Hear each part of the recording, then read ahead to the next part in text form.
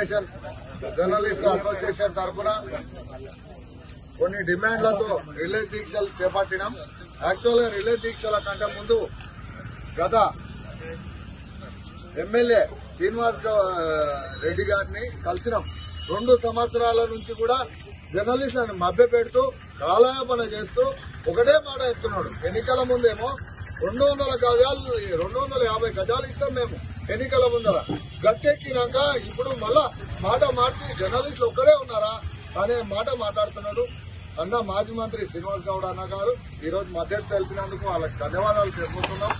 ముఖ్యంగా ఆ రోజు రాష్ట్రంలోనే బీసీ నాయకుడిగా జర్నలిస్టులకు తెలంగాణలోనే మొట్టమొదటిగా 150 మందికి పట్టాలు ఇచ్చిన ఘనత అన్న శ్రీనివాస్ గౌడ్కే ఉంది. పాలమూరు నియోజకవర్గంలో 150 మందికి జర్నలిస్టులకు ఇండ్ల పట్టాలు ఇచ్చిండు. ఆ రోజు మా అన్న ఎంబడి కొంతమంది ఇండ్లు కట్టించిండు, కొంతమందికి ఇండ్లు ఇచ్చిండ్రు, కొంతమందికి హౌసింగ్ బోర్డు కట్టలేనా 17-20 మంది కట్టిండ్రు, మిగతా వాళ్ళకి ఇండ్లు కట్టలేనా. జేజేఆర్ కాడ అన్న ఇచ్చిన దాంట్లో ఇండ్లు కట్టించిండ్రు. జేజేఆర్ కాడ ఇచ్చిన దాంట్లకు ఇండ్లు కట్టిన ఇండ్లు ఇచ్చారు. ఇచ్చితే ఈ ప్రభుత్వం వచ్చినాక తాళాలు ఇవ్వకుండా నోటీసులు ఇచ్చే పరిస్థితి అనుకుంది. కాంగ్రెస్ ప్రభుత్వ పాలన ప్రజాపాలన అంటూనే జర్నలిస్టులను అనగదొక్కే ఇప్పుడు జర్నలిస్టులు మద్దతు అందరూ మద్దతు ఇస్తేనే ఈ రోజు ప్రభుత్వం అధికారంలోకి వచ్చింది. ఈ రోజు అధికారంలోకి వచ్చినాక జర్నలిస్టులను విస్మరించారు. మేము అన్నాక ఆ రోజు కూడా జాబితా తయారు చేసేటప్పుడు కూడా ఒకటే విజ్ఞప్తి చేసినాం. అన్న బడుగు బలహీన వర్గాల జర్నలిస్టులు చాలా మంది ఉన్నారు అని చెప్పాము. కొంతమంది అన్నయంబడి కమిటీ తప్పుదారి పట్టించి అన్నను తప్పుదారి పట్టించి ఆ జాబితాలో కొంతమందికి అన్యాయం జరిగిన మాట వాస్తవమా ఈ సందర్భంగా మీ దృష్టికి తెస్తున్నా. మీ తప్పు కాదు అది. కొంతమంది జాబితా తయారు చేసేటప్పుడు మిమ్మల్ని తప్పుదారి పట్టించి ఒకే పత్రిక పెద్ద పత్రిక అంటూ 16-17 మంది కూడా ఒకటే పత్రిక చెందిన వాళ్ళు తీసుకున్నారు. ఈ రోజు ప్రజాపాలన పేరు మీద ఈ ఎమ్మెల్యే గట్టెక్కి ఈ రోజు 2 సంవత్సరాలు గడుస్తున్నా ఒక్క ఇల్లు ఇవ్వకపోగా గత ప్రభుత్వం ఇచ్చిన ఇళ్లకు నోటీసులు ఇచ్చి జర్నలిస్టులను కట్టడి చేయాలనుకుంటున్నాడు. తాళాలు ఏమని అడిగితే 2 సంవత్సరాల నుంచి ఒక్క పని కూడా ఒక్క పాలన గాడి తప్పిందని మేము ఈ రోజు ఈ వేదిక సాక్షిగా చెప్తున్నాం. పాలమూరులో ప్రజాపాలన గాడి తప్పిందని మేము సభాముఖంగా చెప్తున్నాం. ఈ ఎమ్మెల్యే గారికి మేము ఒకటే చెప్తున్నాం. మేము ఎన్నికల్లో రాజకీయం చేయాలనుకుంటే రేపు పొద్దున ఎన్నికల్లో కూడా మేము జర్నలిస్టుగా వస్తాం. మీ ప్రతి దానిని కట్టడి చేస్తాం. మీ లోపాలను కూడా ఎత్తి చూపుతాం. జర్నలిస్టులకు అన్యాయం జరిగితే ఎక్కడ కూడా మేము వదిలిపెట్టాము.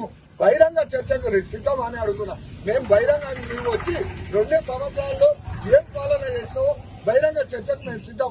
మీరు సిద్ధం అయితే ముందరికి రావాలి. ఈ వేదిక సాక్షిగా మేము బహిరంగ చర్చకు సిద్ధమని మేము ప్రకటిస్తా ఉన్నాం.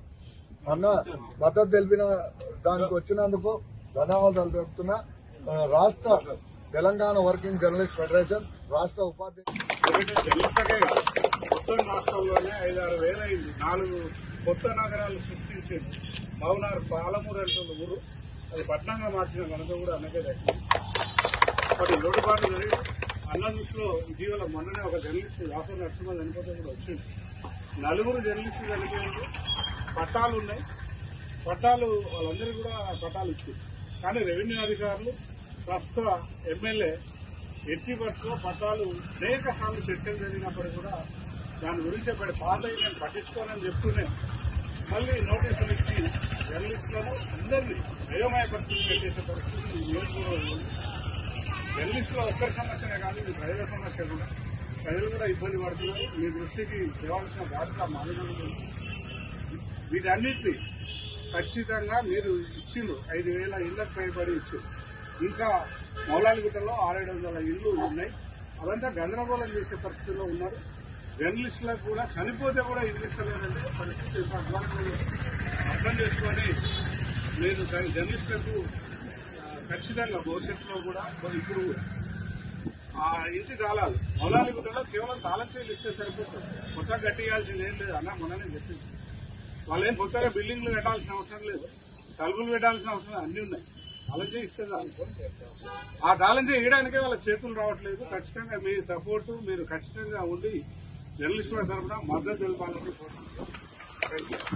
విజయ్ కుమార్ గారు ఇంకా చాలా మంది శ్రీనివాస్ అందరికీ దయచేసి మీ అందరికీ